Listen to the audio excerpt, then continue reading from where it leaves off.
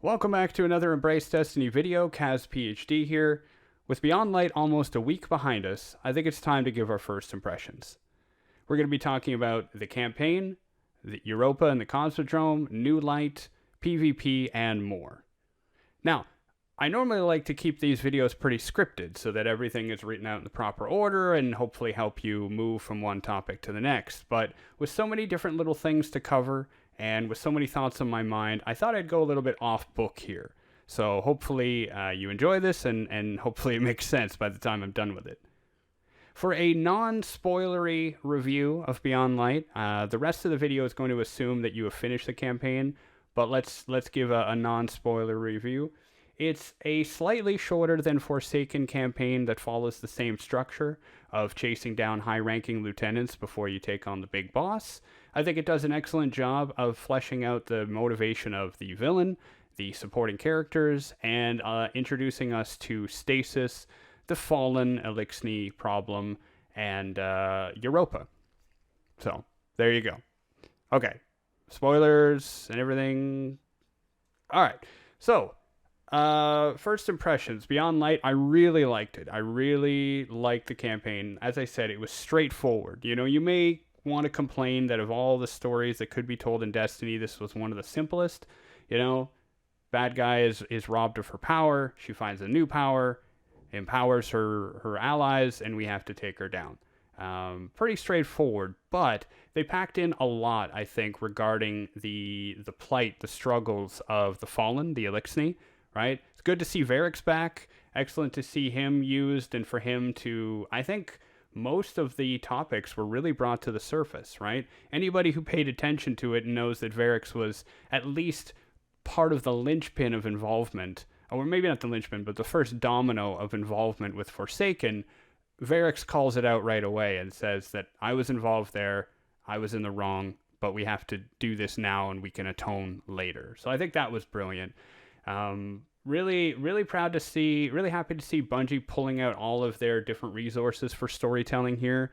I mean, we've got cutscenes, which are really good. We've got what I call vignettes, where you focus on a particular NPC, like when you go to their menu and it focuses on them.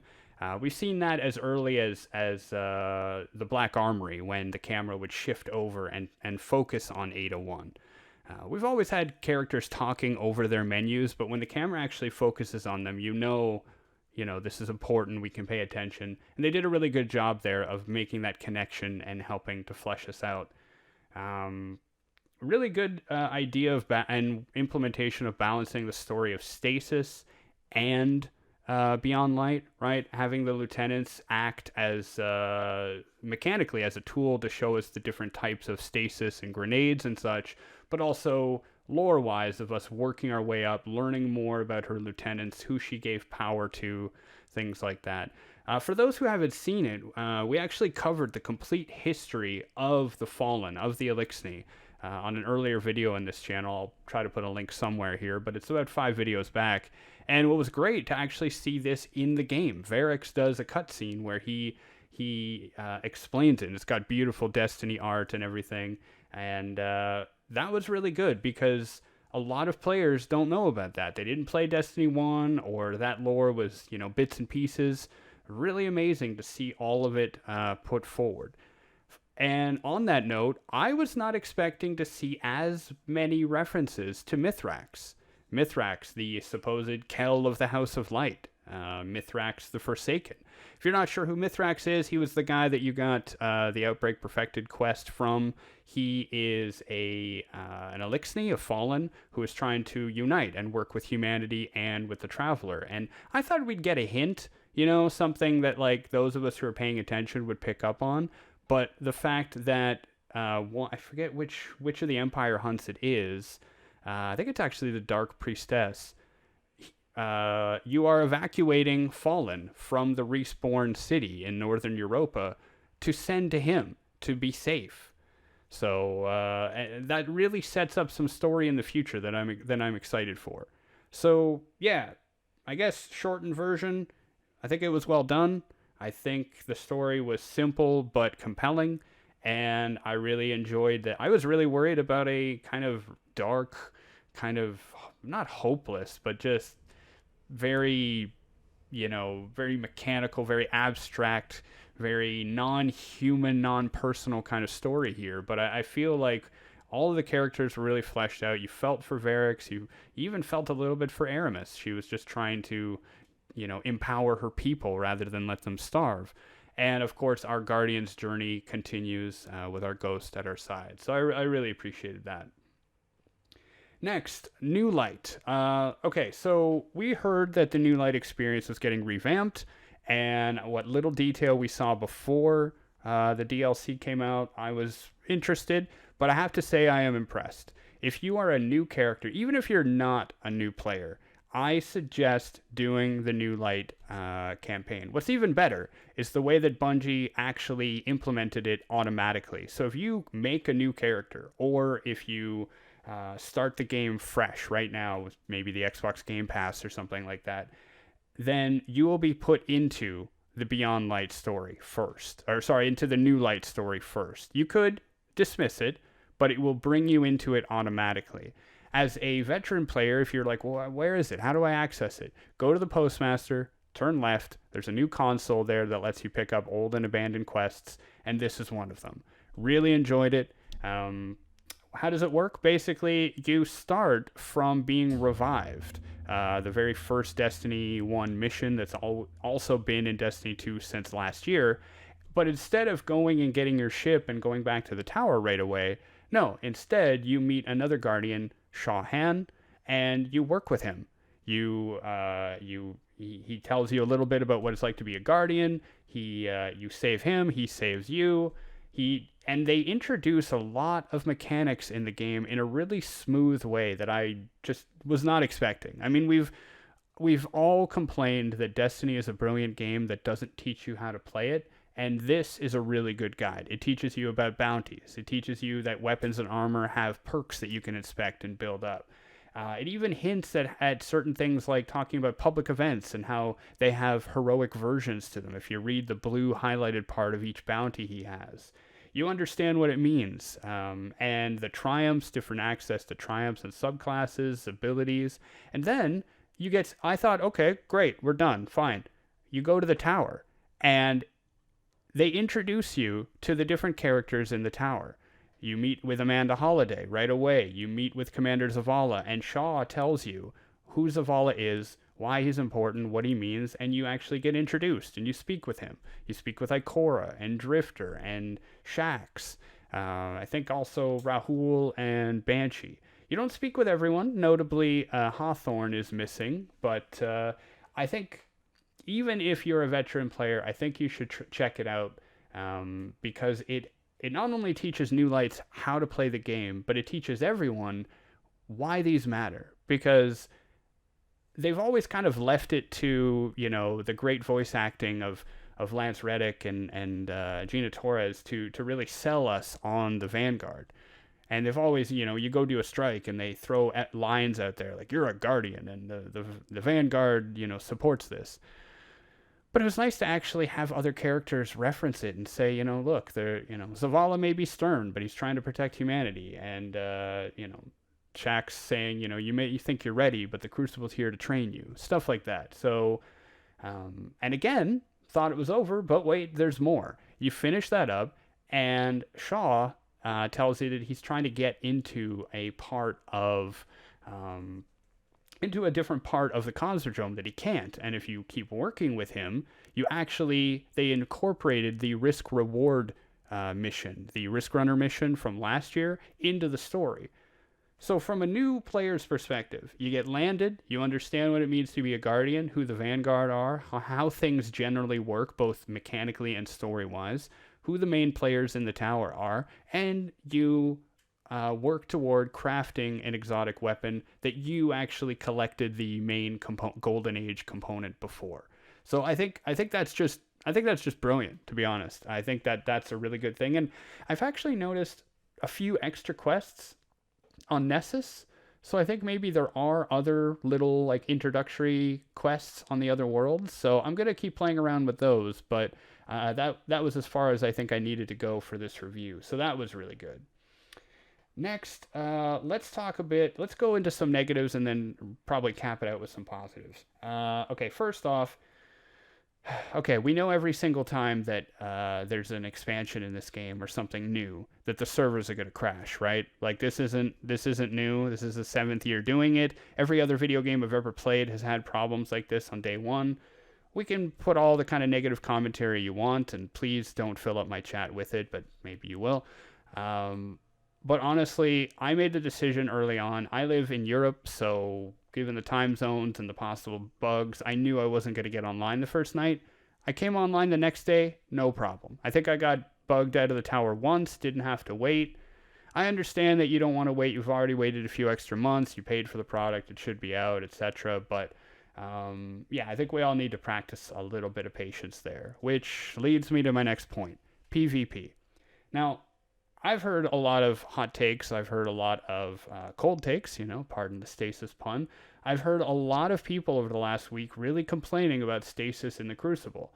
And I tend to try and avoid a lot of PvP commentary because I'm more of a lore-focused creator.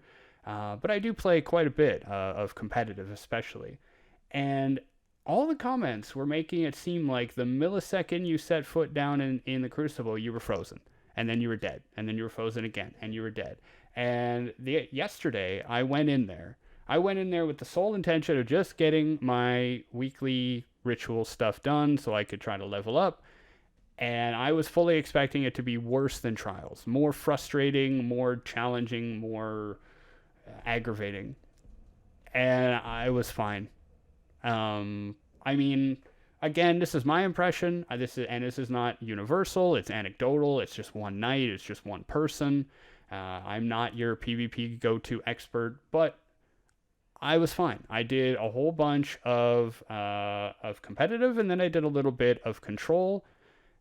It is strange. I mean, the idea at first I thought it was really strange to think that a single melee or a single grenade could freeze me out of my super. I was especially thinking personally as someone who rocks Code of the Commander all the time, and I can eat a Blade Barrage. You throw a Blade Barrage at me, I can block the whole thing. I can block almost any super, except for Nova Bomb and Thunder Crash. And I thought, a melee is going to freeze me out of my super? Maybe not out of, but at least freeze me in it. And at first I thought that was really strange. Until I remembered that as Code of the Commander, I'm almost always rocking a high discipline build with Suppressor Grenade. So if a single grenade can make someone come out of their super, is it such a stretch to think that a single grenade could freeze you while in your super? Rhetorical question, I guess. Bottom line is, I think we will adjust. Maybe there's some changes that need to be made. A lot of people have been talking about it. I've been hearing good things about the meta. I haven't had too much experience yet to really put any thoughts as to how the different weapon changes are working, but I'm enjoying what I am, and it's fun to learn a new thing in the Crucible. It gets frustrating, but so far so good. Hopefully Bungie listens to the feedback and they take a measured approach. We'll see. The next negative. A lot of people are talking about the lack of loot. The main statistics throwing around are things like Forsaken putting 90 weapons in the game, and even if you include everything with the season and adept weapons and trials, we're only talking, 30 weapons, I guess, with Beyond Light. Yeah, that's a tough one. Another one thrown out there is something like 3,400 weapons or something. Maybe they're also including armor. I don't know. But those are getting sunset, or they have been sunset. Again, I'm not the main person to comment on here. I'm actually kind of the opposite end of the spectrum, because for me, I know Destiny's a looter shooter, but I'm here for the story. So as long as the gunplay feels fine and I can have some variety of weapons, I'm not too particular. It's sad to lose out, and I think that there are issues with sunsetting that will need to be addressed and focused on. And for those who have those issues, I do share sympathy with you and I understand. But from my perspective, most of the weapons that you want to use are still good in every other activity. Maybe not the new stuff, but in the Crucible, definitely most of the time, unless you're doing trials or maybe some Iron Banner or something. And hopefully it's, again, something we can help Bungie iterate and work on and add more. Adding older weapons with new perks seems like it would be kind of a, maybe not a full solution, but at least a band-aid that keeps us happy. I'm having fun anyway. Let's the video is going on quite long, so let's put everything together and talk about some little things that I particularly enjoyed. This is kind of leading into the new season stuff, but have you noticed that Osiris is in the tower right now? Yeah, I think he arrived yesterday. I haven't put that down yet, but Bungie is doing something really good with their storytelling that I'm liking. I've been talking about the idea that they need a bit more of a living world where things happen more than on a week to week basis, or even season to season or DLC to DLC. And what I'm impressed to see is that the lore from the seasonal armor that you can get in the Seasons Pass, some of that lore is also expressed if you go to Zavala's office and you check out his little command center. You'll see you'll hear some dialogue and messages which explain the threat of the upcoming season, which I definitely recommend you do because it sets the background for what we're doing, which is great. And on top of that, that dialogue is straight from the lore, and Osiris himself is in the tower. And we've all said that, the lore of Destiny is brilliant, the story is okay, and the gap between the two is really frustrating. And these are elements that I see of narrowing that gap. These little dialogue things, the vignettes I talked about earlier. I think I did. I've done this a couple of times. But when Bungie focuses on a particular NPC and allows them to talk and tell their story, that really draws attention to it. And that is amazing. And this isn't even covering the lore or the crazy stuff that is definitely coming later in the season regarding the raid, all the extra lore that we got, not only in the collector's edition, but beyond that, Beyond Light, and all the stuff we're discovering on Europa. The short version of this whole thing is I really enjoyed Beyond Light. Stasis itself is a lot of fun, and I'm enjoying the customization. I liked how a lot of the post-campaign missions also had a point, and you could go toward them to get your grenades and stuff. The weapons are refarmable, and New Light is a really good redefinition of that to help players understand how to play the game. PvP, I think, will take a little bit of time, but I'm having fun with it. The lack of loot is a concern in a looter shooter. Personally, I'm very happy because I focus more on story than on loot, but hopefully this is something we'll see some changes with going forward. So, sorry for the rambling and the all over the place. I know you guys come here mostly for my story and lore interpretations, but I thought maybe I should discuss the other elements as well. What are you guys thinking of Beyond Light? Let's try to keep it constructive. I know there's some negatives, but we're only a week in, and I think there's some possibility. And even if all of your concerns are 100% valid, I'm hoping that this is, just the beginning. I'm hoping that the mechanics that are being set up to deliver story continue and allow every player to truly understand. Oh, that was another little thing. All of the lore from the past 3 years is now in your inventory. So if you want, go ahead and read it. And if you want a more convenient way to read it on your phone. Just get the Destiny 2 app, go to the lore, go to your triumphs, go to the lore, you're done. But I'm hoping that sets up a great method of storytelling. I hope that the Crucible gets tuned a little bit to help with the stasis issues. More loot comes into the game to help keep people who really like that part of the content enjoying and coming back. And yeah, like I said, I know we're always hoping for something better, hope for the future, hope things get better. When's Destiny ever going to be perfect? But I think as a live game, it's just never perfect. It takes the considerations we have and tries to move forward with it. So anyway, that's a long rambling message from me. Thank you all very much for watching. You can catch me live. You can see the link down below if you're interested. Or you can join our Discord community where we're digging into the lore right now. We've lifted the lore embargo, so we're really discussing it back and forth. And as always, Guardians, I hope that you be safe, be kind, and we'll see you all next time. Bye now.